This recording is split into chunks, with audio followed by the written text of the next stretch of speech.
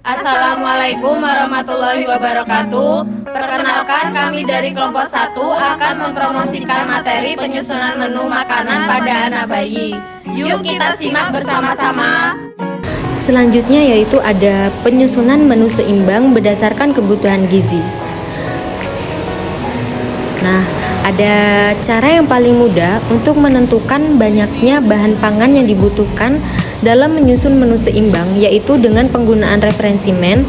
Referensi MEN yang dipakai sebagai patokan yang disebut dengan faktor MEN value dan dapat digunakan untuk menentukan kebutuhan baku pada individu lain, seperti wanita, anak-anak, dan lain-lain.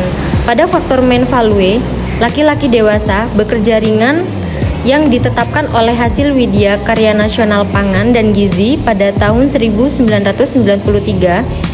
Contohnya seperti mempunyai berat badan 62 kg, tinggi badan 165, dan kecukupan energi 2800 kalori.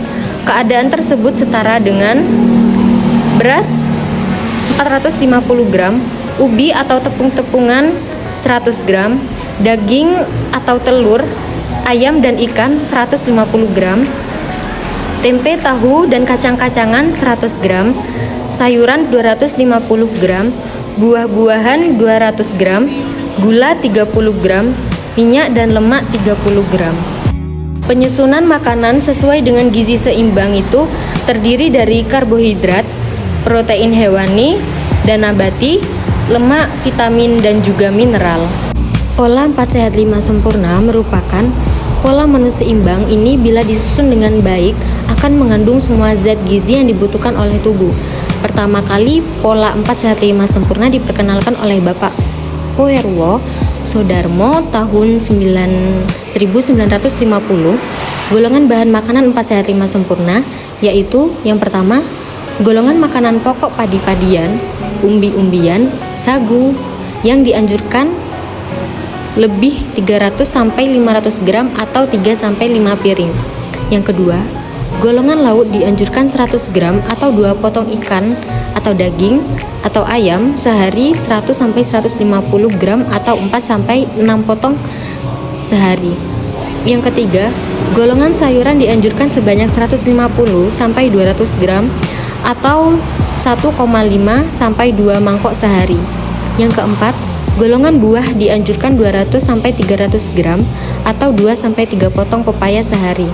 Yang kelima, susu dan hasil olahannya dianjurkan 1-2 gelas susu sehari, anak dan ibu hamil. Baik, ada juga pedoman umum gizi seimbang, merupakan penjabaran lebih lanjut dari pola 4 sehat 5 sempurna. Susunan makanan yang dianjurkan adalah menjamin keseimbangan zat gizi. Dengan mengkonsumsi beraneka ragam makanan, setiap hari akan mencukupi zat gizi yang dibutuhkan oleh tubuh. Pengelompokan bahan makanan disederhanakan yang didasarkan pada 3 fungsi utama zat gizi. Yang pertama yaitu sebagai sumber tenaga, yang kedua sebagai zat pembangun, yang ketiga sebagai zat pengatur. Selanjutnya, ada faktor-faktor yang mempengaruhi penyusunan menu. Yang pertama, perlunya menu. Faktor ini perlu diketahui terlebih dahulu agar menu dapat disusun sesuai dengan tujuan. Lalu yang kedua, ada biaya. Faktor ini sebenarnya yang menentukan corak menu yang baik, sederhana, sedang, maupun mewah. Biaya yang tersedia sangat berpengaruh terhadap menu yang akan disusun. Lalu yang ketiga, ada gizi. Faktor ini sangat penting, terlebih lagi jika akan menyusun menu untuk keluarga sehari-hari. Hidangan harus memenuhi kebutuhan gizi agar dapat mendukung pertumbuhan badan, menjaga kesehatan, dan menghasilkan energi yang diperlukan. Lalu yang keempat, waktu penyajian. Faktor ini diperlukan mengingat selera makan akan berbeda antara pagi, siang, dan malam. Untuk siang hari diperlukan hidangan-hidangan yang berlemak dan panas. Lalu yang kelima, jumlah orang yang makan, yaitu faktor ini berkaitan dengan jenis makanan dan penggunaan bahan makanan. Jenis makanan yang memerlukan banyak waktu pengolahan kurang tepat untuk dimasukkan ke dalam menu bagi orang banyak, kecuali jika terdapat peralatan yang lengkap dan tenaga kerja yang cukup banyak. Selanjutnya, sebagai contoh penyusunan makanan, yaitu pada MPASI atau makanan pendamping ASI bagi bayi yang terdapat beberapa macam, yaitu MPASI cair seperti susu bubuk dicampur dengan tepung beras dan seperti air tomat yang diberikan pada bayi usia 6-9 bulan.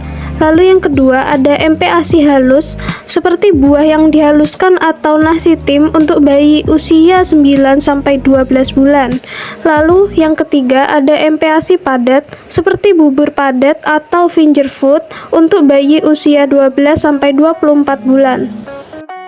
Selanjutnya ada contoh menu pembuatan MPASI yaitu nasi tim ayam yang merupakan MPASI halus yang biasa dikonsumsi pada bayi usia 9-12 bulan dengan bahan 4 cangkir air, 1 cangkir beras yang lebih baik menggunakan beras merah, 1 potong dada ayam tanpa tulang dan kulit.